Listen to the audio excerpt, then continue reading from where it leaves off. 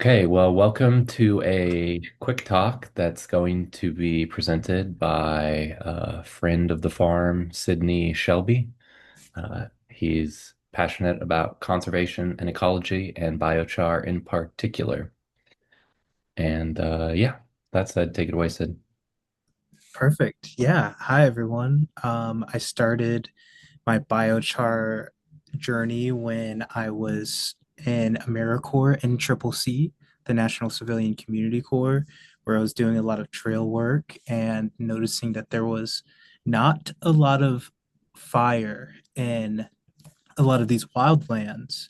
And as I was doing some journeying and research into that, I realized how important carbon is for our soil. And there were natural phenomenon that would happen that would put this carbon into the soil. And then we later, as we started cultivating and becoming more agrarian, we would put uh, charcoal or this biochar into the soil. And so I started using that in my time at this farm that I once lived at called Jerusalem Farm in Kansas City. And that's how I had met you, Spencer. You had passed through and we shared over our bond of biochar and how we were both doing it. And ever since then, we've been able to do it together in some of these methods that we're going to talk about. So we can go on to the next slide if you'd like. All right, so biochar. This is pure carbon. It is a charcoal.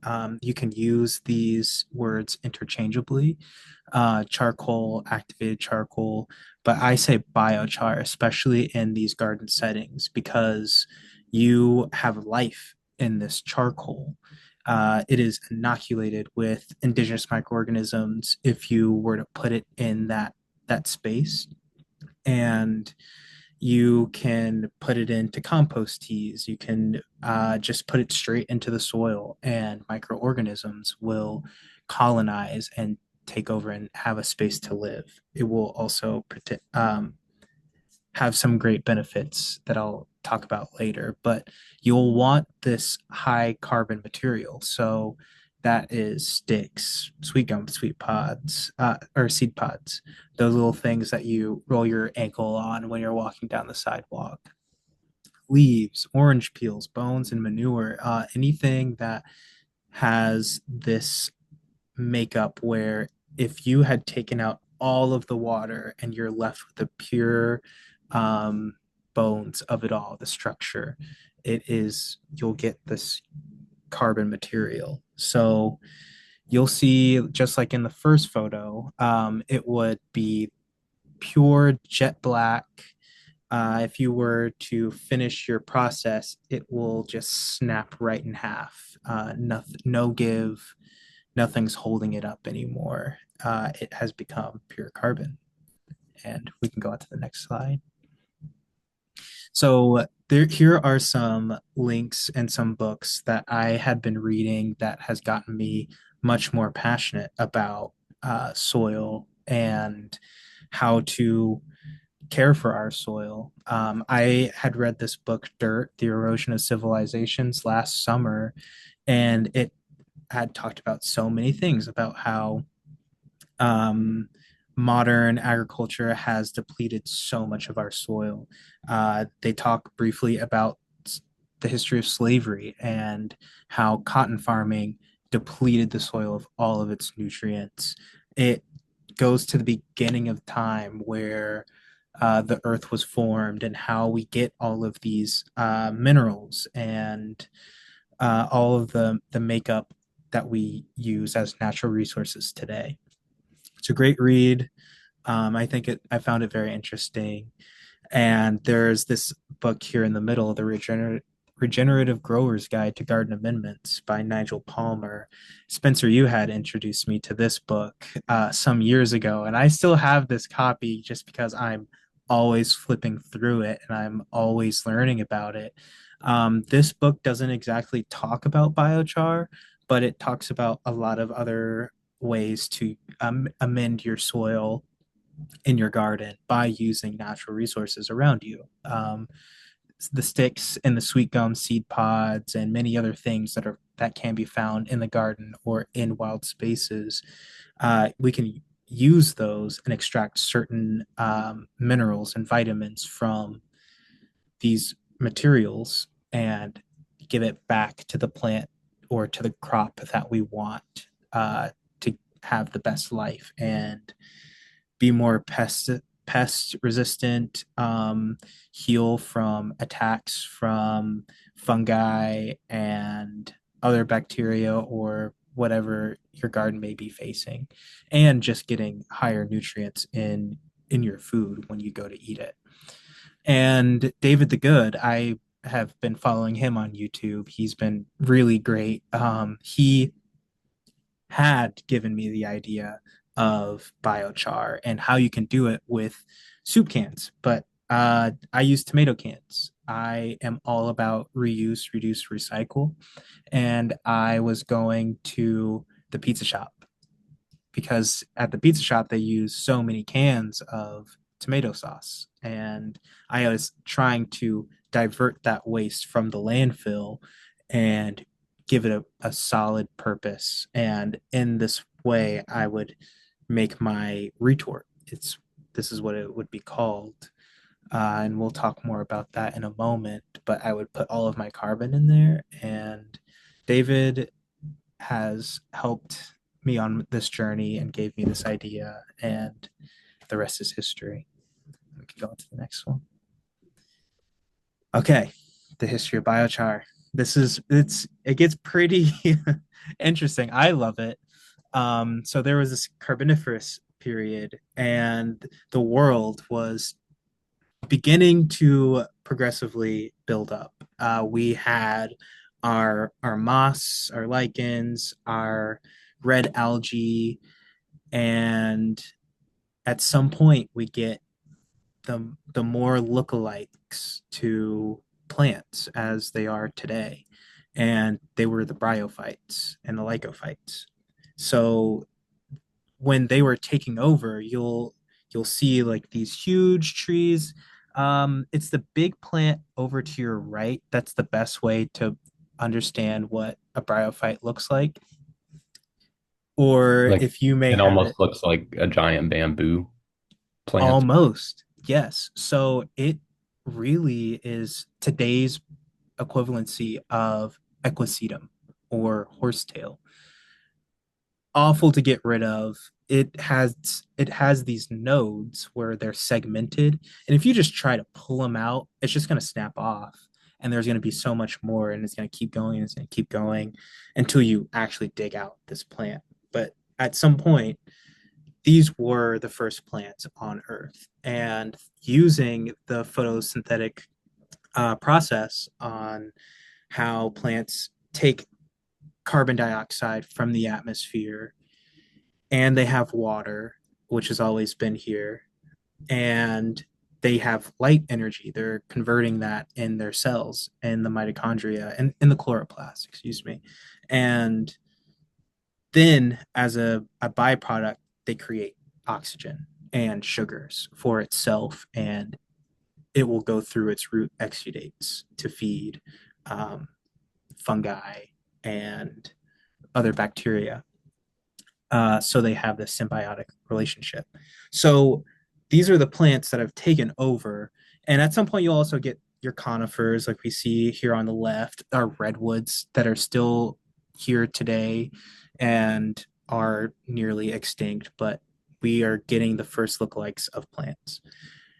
With all of these plants that are taking over and creating high oxygen in our atmosphere and lower carbon dioxide in our atmosphere, you get plants that are growing to be very large.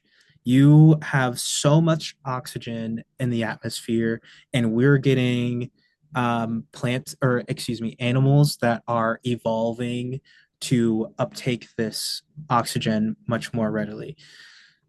These mosquitoes were huge, and we know this from fossil records that animals during this time were very large, very scary.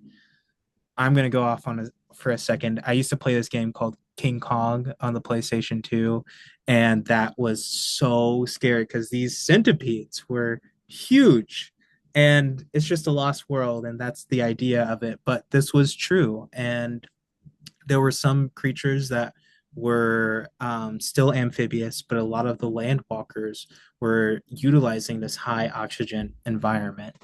And back to the plants, we have so much carbon. Carbon is necessary for the structure of plants, how you get lignin and its structure on how it stays sturdy. So there becomes more thunderstorms and this natural phenomenon of fire before we were putting fire on our landscapes. So you have wildfires that are happening and they're just burning uncontrollably. And over time, these trees, these bryophytes, these lycophytes, life on Earth that is made up of carbon are falling over. And are preserved very well because it's pure carbon and it will last in your soil for a very long time, thousands of years, hundreds of thousands of years, especially millions of years if you get the right anaerobic environment. So that's how we have our petroleum, our gas, our fossil fuels all together, and coal. So a lot of times, like especially in the Appalachian region, and much across the entire world, this was fueling the world.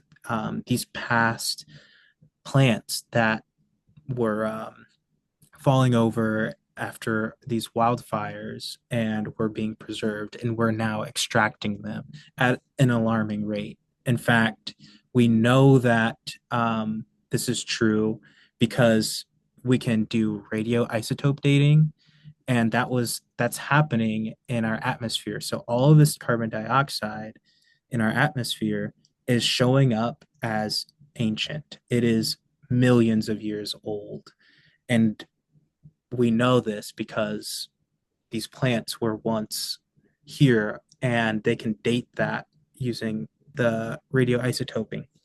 So um, all of the fuel that we're burning from our cars are being released back into the atmosphere. And this is not good. We're seeing much more wildfires that are taking place. Our Earth is much hotter.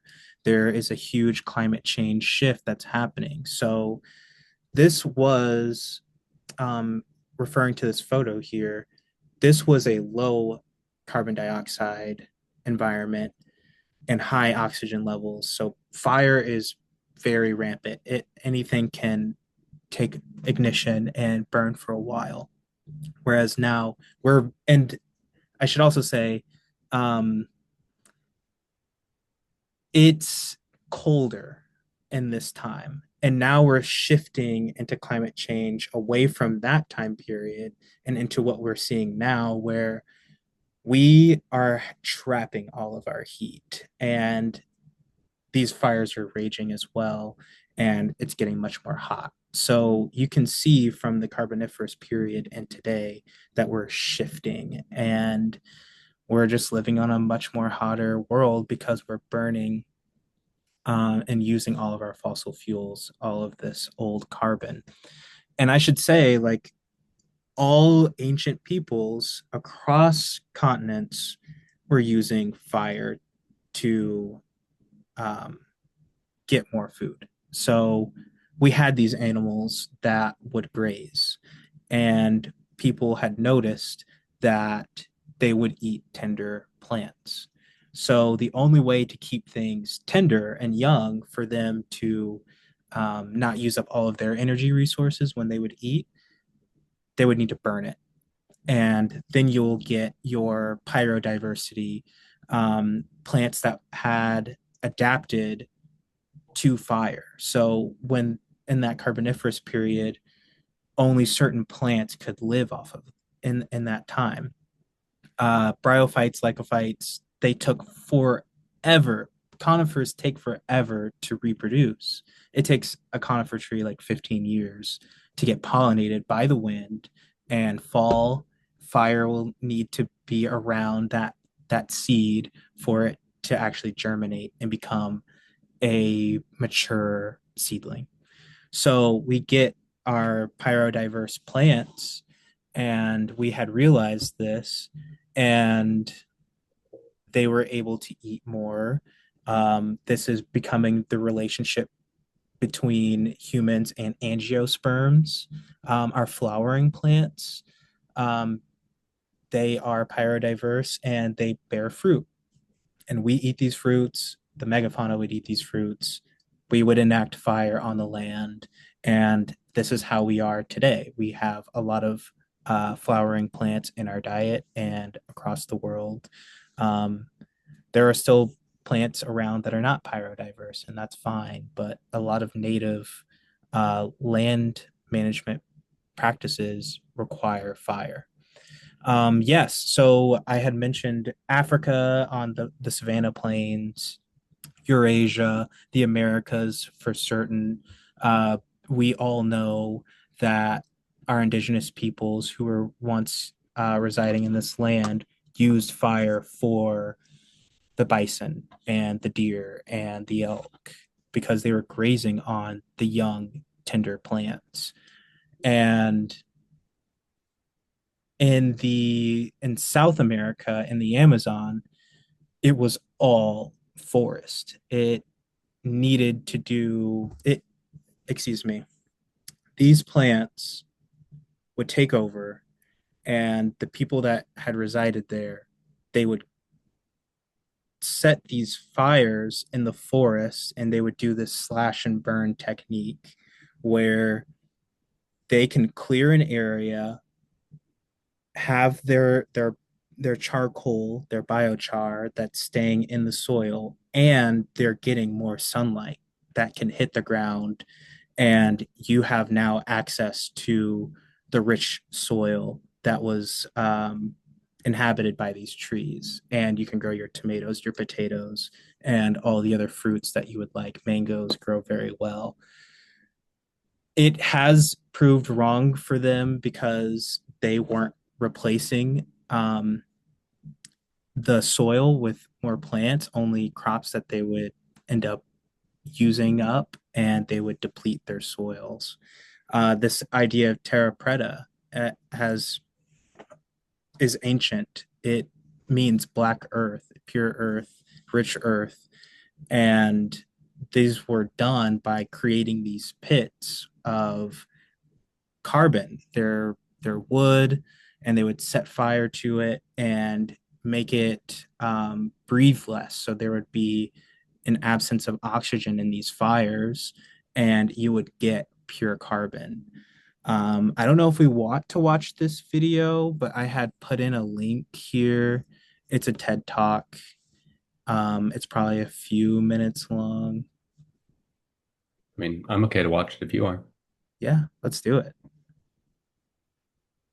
Yeah. And we may have to cut this out for the public one if it's like a copyright infringement.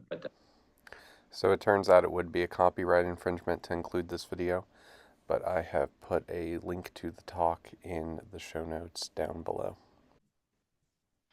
And now this video doesn't tell you too much about how important that carbon rich material is in the soil, but that's why we're here. These are in the wildland settings, and now we're going to try and explain that in our garden side of things. So thank you for playing that.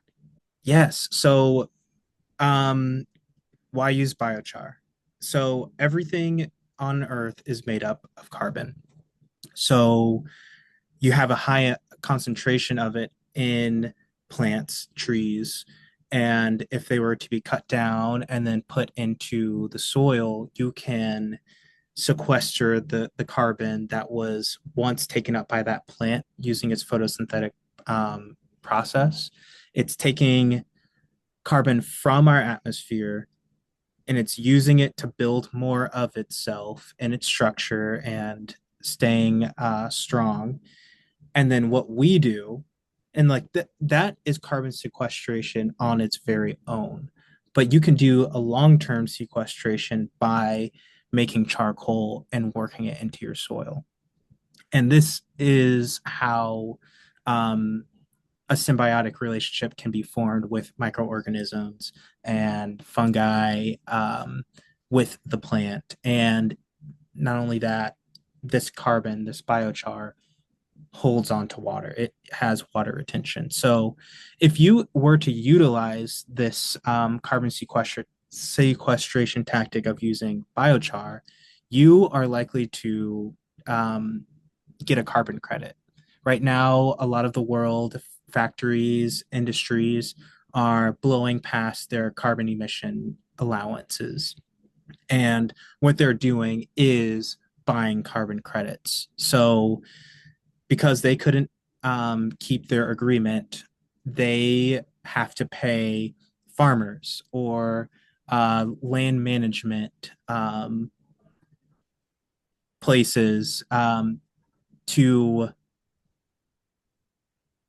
as a way as a fine to give money to others. So a lot of farmers are doing it. You have to just find a program that can quantify how much carbon is in your soil. It's probably not going to be as much if you're always tilling your soil because you're just releasing some carbon dioxide from the soil. So it's better as if you were in land management and you were staying um, in a place where you're not always tilling, you're growing trees, you have a prairie. Prairies are magnificent for carbon sequestration because they are taking in all of this carbon. And biochar, once it's used in the garden or in your home and mostly like on the farm, it can neutralize odors. So you can put this in your bedding for your your sheep, your goats, your cattle, your chickens, and it it is a cation where it is positively charged. It's receiving um, certain ions and other things. So it's absorbing that odor, it's absorbing the bacteria, and it just smells less. So I've mentioned a handful of times now that this creates habitat for bacteria. It can be in the soil, and it can also be for your livestock. So I remember when I found out about biochar and its magnificence, I put it in the goat trailer when I was working as a goat shepherd in the forest, and I saw one of our goats eat it. And I got so scared. I didn't know what to do. I was like, oh my gosh, is this goat going to die? Am I going to have to like make it throw up or something? But no, it was completely fine. This is great for them. They eat it, and that's fine. If it's crushed up a little bit more finer and worked into their bedding, it will neutralize this odor. But if it's bigger, you can put it in their feed, or they'll just eat it if it's lying around. This is great for them because all of that ruminating bacteria, there's certain kinds of bacteria strains that can be found in ruminating animals, like your cattle and your goats. Um, it will be absorbed in that biochar and it will pass through them. This is great if they might have parasites. It gets absorbed and they are much more able to pass it, especially in herbal medicine today. For humans, we also get parasites. If you were to take wormwood and your black walnut hull and your tinctures, you're creating an anti-parasitic environment. And once you're ready to pass all of the leftover waste product of these parasites and bacteria, you would take your charcoal and it would absorb all of the bacteria from you and you will pass it out and it'll be out of your system. So I think that biochar is great to use if you have farm animals and you want to work it into their bedding. And if you are a land owner and you're conducting prescribed burns on your land, and we can go on to the next one. Okay, how does a retort work and how to use biochar? So when I started, and maybe you'll see this later if you watch that David the Good YouTube video, he creates this retort. All a retort is this oxygen deprived chamber that gets super hot, and you fill in your high combustible carbon material, and you close it in, you put it in your fire, and it gets super heated, and in one of your cans you make this small hole. This chamber gets pressurized because heat, it wants to escape from high to low, and you can have heavy metals escape as a gas. You have oxygen that's in that chamber escaping, and you have water escaping. And whenever you put it in to your fire, you will see flames just taking off. It looks like a torch. It's so cool.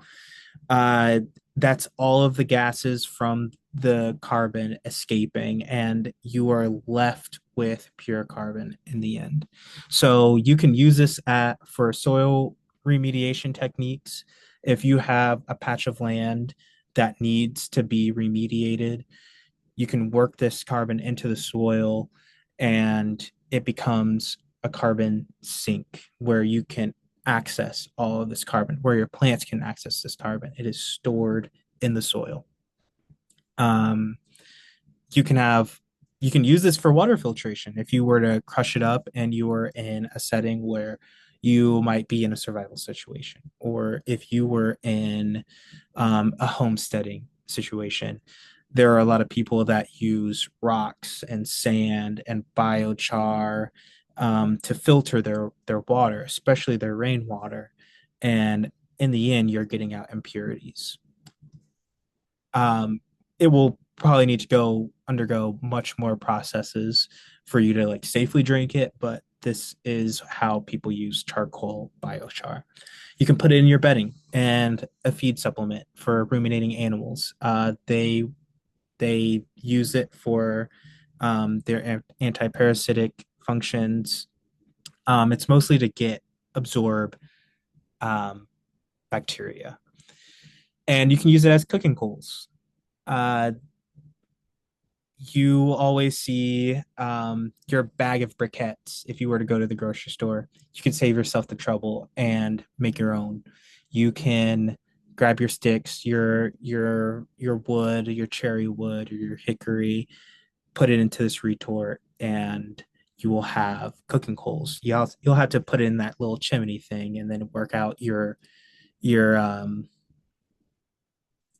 how that works, and how until it gets to a high temperature, dump it into your smoker, and set your settings to have the right oxygen feed. But I'm not here to be a pit master or anything and talk about barbecue, even though Kansas City is known for it. But these are all the things that you can try and use your biochar for.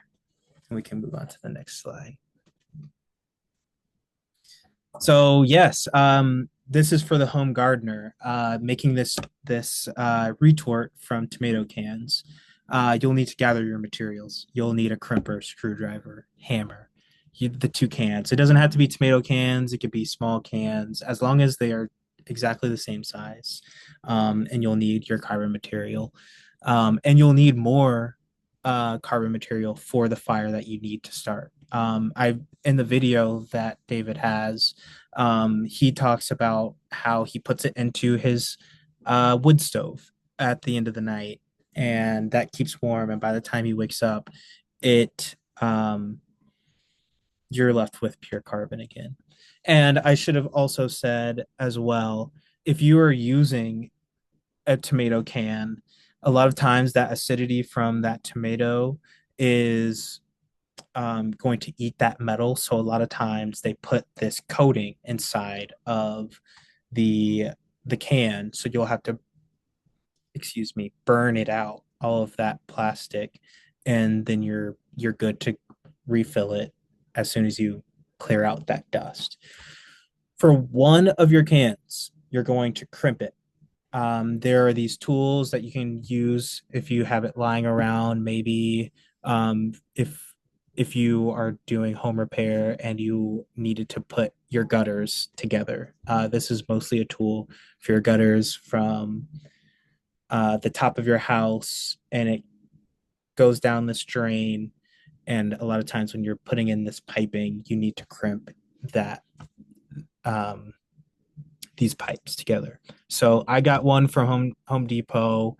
You can also go to a tool library and make a bunch of them all at once and crimp your cans and then return it. I would suggest, just if you have a friend or a tool library, just get it from there instead of buying it. You'll crimp just one can, and that other can, you're going to puncture a hole into it with a screwdriver on the side that's not crimped. Uh, then you'll load up your can with carbon material, put it into the fire, and you'll see, like I had mentioned before, this action happening where it's like um, a jet engine just of fire, and you'll see it, and you'll wait until white smoke tries to come out. Sometimes you'll get a little bit of smoke, or you'll just see an absence of that flame. And a lot of times I just like to flip it an 180 degrees in my fire until it doesn't do that again and white smoke is coming out. So yes, you'll wait for your white smoke, and you'll remove it from the fire to let it cool down so you can handle it better, and you're all done. And you can put it in your rainwater, your compost tea. You can work it into your compost. I know that Spencer and we've worked together, and I've seen Spencer use this in the farm, John Paul II, and they're working it into the compost. They're working it into the livestock beds, and it's great. I recommend it to everyone. So this is what it should look like. One can is crimped. One can has a screwdriver puncture hole. I cut these fig trees just because figs grow like crazy here everywhere. We have a Chicago Hardy variety, and they just grow very tall. You have to cut it back every year. So I decided that I wanted to make coals from this and biochar. So I like to grill my bratwurst and my other meals, and I'll get this kettle corn flavor from the sweetness of the figs. So I had cut them to size for both of these cans, and I put them into the fire. I should I think the ones that um the result of these figs are in the introductory photo um, to these slides. And that's what it looks like in the fire. So there are more ways to make biochar than the one that I had given. This is great if you're a home gardener and you have a backyard and you're just growing your tomatoes, your potatoes, your everything. Um, and it works for me, but maybe you'll want to make biochar on a larger scale to get a bigger yield. And maybe you are going to your municipal composting facility and asking for uh, your sticks, or you're asking arborists to come in and drop off a load of their wood, or maybe you're going through the woods and you are collecting this firewood and you're wanting to implement it into your garden. Um, and you can do it in these larger ways. I prefer the pit method. Spencer uses this the most at John Paul II, and it makes a lot of sense. If you have a dedicated space to do your biochar, you can load up your trench, your pit, with your carbon materials and just slowly add to the fire. And You can get it as high up as you'd like. You'd probably want to make it near flush with the ground. You just want an absence of oxygen in this pit.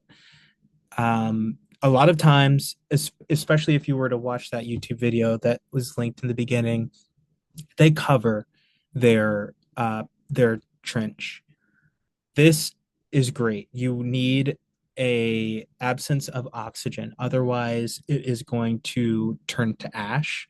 You'll get gray wood mixed in with your charcoal, and then you just start messing with the pH of your soil, and that's just a whole different beast. I like this pit method, and there's the barrel method where you take a 55-gallon drum, and a lot of people drill holes or take an angle grinder to create vents at the bottom, near the bottom of the barrel, and load up the barrel within another barrel. I've also seen other people just fill the one barrel without an inner liner, and they just heat that up. I think this way is the least efficient, just in my opinion, just because it takes up so much. It needs a lot of heat. And I like the small retort. I like the pit method. But if you have access to this barrel, then go ahead and do it. There are many examples of how to do it online on YouTube, and you can learn from someone. I've seen people add a chimney to it. I've seen people um, just load up the barrel and uh, get their biochar. Spencer, do you want to say anything about the barrel method or the pit method firsthand experience? Yeah, so we started doing the barrel method and we found, well, one, it kind of like the OCD in me freaked me out about like, yeah, we're burning off the paint or whatever the Yes. liner is. Where is that going? To what extent is that getting mixed in with our biochar? Right. Um, and that was one reason we quit doing it. The other one was it is just like very labor intensive to like in that photo, at least Hmm. if they're doing it the way we were seeing how to do it from copying YouTube videos, like where the hands are, you have to put wood Hmm. in on the whole perimeter in between the 55 and the 30-gallon barrel. And Hmm. between modifying the outer barrel to make it work and then doing all that work, it was a lot of work. Hmm. And still to get 30 gallons worth of charcoal or even less, Right. because then it's a whole game just to stuff it all in the 30-gallon barrel is a thing. Whereas the pit method, and we use more of just an inverted cone, because some of the people that do this, they argue that like the cone restricts oxygen flow more. Hmm. Um, we've just found a lot of it, what's overdetermined what we do is just lack of labor. And it's like, how do we make this as easy as possible to create the maximum amount of biochar? Right. And we also experimented with, like you said, covering the top of it where I didn't like it is one, it was a lot of work. And then two, I still found a lot of times, whether it was a few days later or even a few weeks later, the fire would relight under the pit, Hmm. which is why we switched over to doing the quenching with the water method, which I know some people think is controversial, but it's a way to almost guarantee that you've killed that fire. And Right. I bought into the arguments that you're also helping the pores pop more. I don't know. Do you have any thoughts on the quenching question?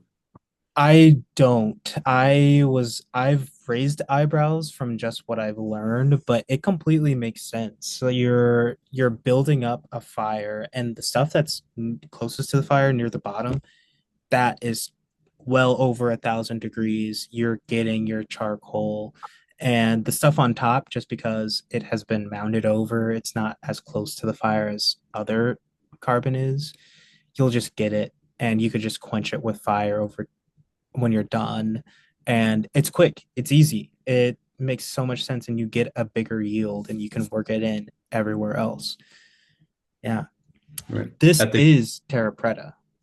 Yeah. And it's a minor thing, but at the experiential level, you also get the smell of like rain after a fire, all of that, Mm, that like clean I carbon. think it's called. Petrichor. Yeah. It's a Petrichor. beautiful smell. Yeah, I Beautiful love it. smell. Emily doesn't, but yeah, I think it's great. That's wild. I Yeah. love it so much. And yeah, you could if you really wanted to. I mean, hey, just going crazy. I mean, a lot of farming is experimental anyway, but you could probably start a hugelkultur right here, and you can build up and create your mound and then do that for another pit over time. And your carbon is going to be interacting with your aggregate clay. um, they both need each other. Clay is an anion, it's negatively charged, cationic biochar, and you're just fertilizing your soil. You just work in your plants, and they can get access to water retented carbon, and they can reach for the clay. And over time, the clay will get fertilized by all the other decomposers in that area, your worms, your bacteria. I think the only draws from that would be that you superheated the soil, and a lot of bacteria do not like a very hot environment, but they will return at some point, especially if you are treating your soil right and you're growing into that pit. Um, that's how the Amazonian civilizations didn't really thrive, because they did not have things to replace in that pit, and they kept clear cutting their forests, and utilizing all of the plant, or excuse me, the minerals and vitamins in that soil, and had to move on to other places.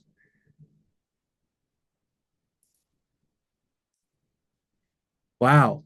And once you get your biochar from either of these methods, the pit method, the barrel method, or the tomato can retorts, you're gonna have to charge it.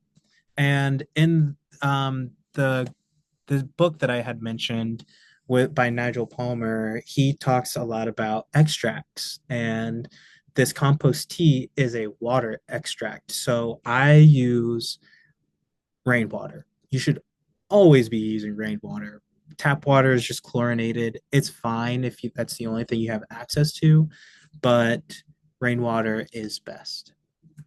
You would want to take a barrel, and you're going to take all of the weeds in your garden, the ones that you do not want, that's taking up minerals, because that's what weeds do. They are undesired plants, and they are drawing vitamins and minerals from your soil, and your crop is not so much getting access to that these vitamins and minerals. So you would take what they had taken up, and you would put it in this rainwater, and you would let it sit for a while. So this could be Johnson grass, Bermuda grass, chickweed, dead nettles, or you could use your crop. I have comfrey growing in the backyard, and it is fantastic. It grows, I hate to say it, like a weed. I mean, we just had a frost here recently after a period of it being really warm, and this frost had came and killed a lot of things that were growing. And even today, this was maybe last weekend, that frost had came, and it stayed cold for some time. The comfrey has come right back. So I would uh, recommend comfrey being grown in the garden for medicinal reasons, for compost tea reasons, and as a mulch. You can cover your beds if you have too much of it. Same with stinging nettles. Stinging nettles, every plant, why we say eat your carrots, vitamin A, eat your oranges, vitamin C. Everything has a certain way of using the photosynthetic properties, and you can extract those through water. We drink tea all the time. Um, and then you're going to add some native soil, where you plan to be gardening at, to this compost tea, as big as you want. I do like your normal trash bin, um, and you'll have to cover it. I put on a mosquito net or window meshing over, and you're going to let that sit in that water for 24 hours to a week. Heck, I've gone 2 weeks. Nigel might say different, but I've gone 2 weeks just because I've completely forgotten about things, but you're still going to charge your biochar with these bacteria, these microorganisms. And you're going to strain that organic material off. You can use that as a mulch. I'm all about natural resources. Cover your crop with that material, or you can work it back into your compost and let the cycle of life return. Let death be life, and vice versa. Then you're gonna add your molasses and then your biochar. It's best to do it crushed. You're gonna have to aerate it using a pump. So you're gonna get this from your hardware store, or maybe you have it lying around for your little ponds if you were landscaping with a pond and you wanted to add that bubble up to it. Mosquitoes hate it. They can't survive in moving water like that. So you're going to aerate your soil and you're turning this liquid from being anaerobic to aerobic. And it is important to, I've seen people explain that they put their biochar in around the time that they're letting it steep in that 24-hour to a week period. They'll add it then, but it kind of scares me to add that you're probably just introducing anaerobic bacteria to your soil. Maybe your soil doesn't have any life in it or very little life, and that's fine. But I would prefer to add it at the end when you're trying to aerate that soil. And you're going to aerate it for 24 to 48 hours. That's good. I think 48 hours is a good amount because I think after a day, around a day, you're going to see foam and it's going to spill over. And around the 2 day mark, it's probably going to stop foaming over. That's just the processes of these bacteria digesting and releasing their byproduct of oxygen, carbon dioxide. You'll have to be careful. This is a stinky process. So if you have an area that gets part shade, part sun, you'll want to put your container over there for your compost tea and keep it covered. It's going to smell. Don't worry. It just smells like life. I love the smell of manure. I love the smell of compost. Just know that it smells like life. Just try and trick yourself that way. And then you're going to dilute it. I've also seen people just work this tea straight into the soil, but I would like to stretch it out as much as possible. And I'll do a 2-to-1 water to compost tea. You can do it vice versa. You can do it any way that you want. I just like to stretch it because while it everything requires effort, this is just another thing to amend your soil. Right now, I'm working in landscaping and conservation, and people really want plants to grow in like dead soil.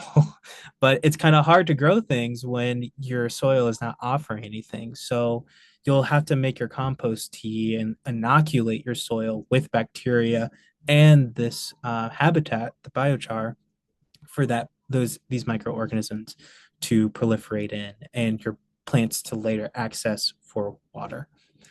And we can go on to the next one. Hey, that's it. That's everything. That's biochar and a lot about amendments as well. It's kind of hard to not talk about garden amendments because biochar is a garden amendment. Work it into your soil. It's great. All right. And part of why it needs to be amended, right, is because coming out of the fire, it's a carbon sponge. If it's not full, it's going to suck nutrition out of the surrounding garden, right? Exactly, exactly. There's a thing called nitrogen robbing where if you have carbon just lying around, a lot of times it's like your wood chips, especially if it's I think it's live wood chips. One of them, either one, I don't want to get too confused. I should probably look it up before I say this, but there is a such thing as nitrogen robbing. But if you have this biochar, it will be acting as a sponge, and you will have your plants will have access to nitrogen and all the other ions that are in your soil. It's much like us, where we have these facilitated diffusions, and it needs water, it needs vitamins, it has these protein pumps, and carbon is essential to all life on Earth. So I guess my main question to finish this up is like, what is the cutting edge of your like biochar practice? Like, what are you Ooh, trying to figure out, or what would you like to start doing to yeah. level up, as it were? It's I think this is already cutting edge enough just because I have not met many people that are doing this. I think that's how we've bonded a lot is through the pit method and just where we are creating biochar.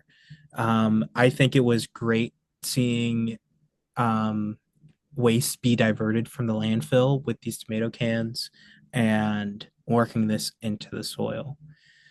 I would like, if I could, I would like to see in the future. If I could, I would like to speed up time just because this is also just a very slow process. It's really hard to find much information online um, on biochar or soil composition changing with biochar just because it's a long game. It takes a while for your soil to change.